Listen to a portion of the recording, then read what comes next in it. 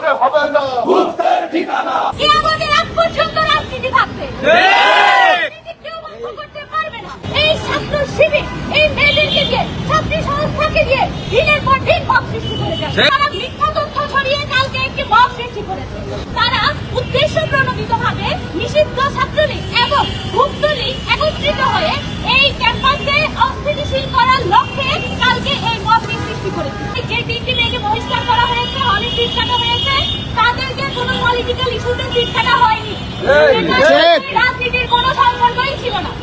তারা রাতের 2টার সময় সাধারণ শিক্ষার্থীদেরকে জোরপূর্বক রুম থেকে ডেকে নিয়ে এসে গেস্ট রুমে ওদের উপরে গায়ে হাত তোলা, ফোন কেড়ে নেওয়া এবং তাদেরকে অপদস্থ করার জেরে হোস্টেলের এবং প্রশাসনিক দিক থেকে তাদের বিরুদ্ধে সে পাশে যে তাদের হলে সিট কাটা হয়েছে।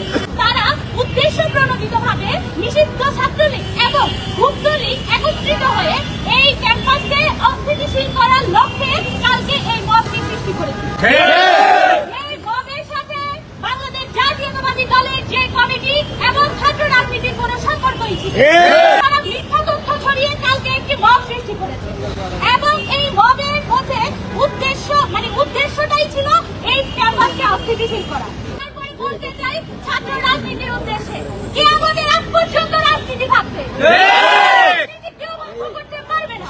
আমার জায়গা থেকে আমি বলে দিতে চাই, হলে কোনো প্রকার প্রভাব কেউ খাটাবে না, কেউ কারোর সাথে খারাপ আচরণ করবে না। এই ছাত্র শিবির এই মেয়েদেরকে দিয়ে, ছাত্রী সংস্থাকে দিয়ে দিনের পর দিন মব সৃষ্টি করে যাচ্ছে। তারা যদি অতি বিলম্বে এটি বন্ধ না করে আমরা শক্ত হাতে এটিকে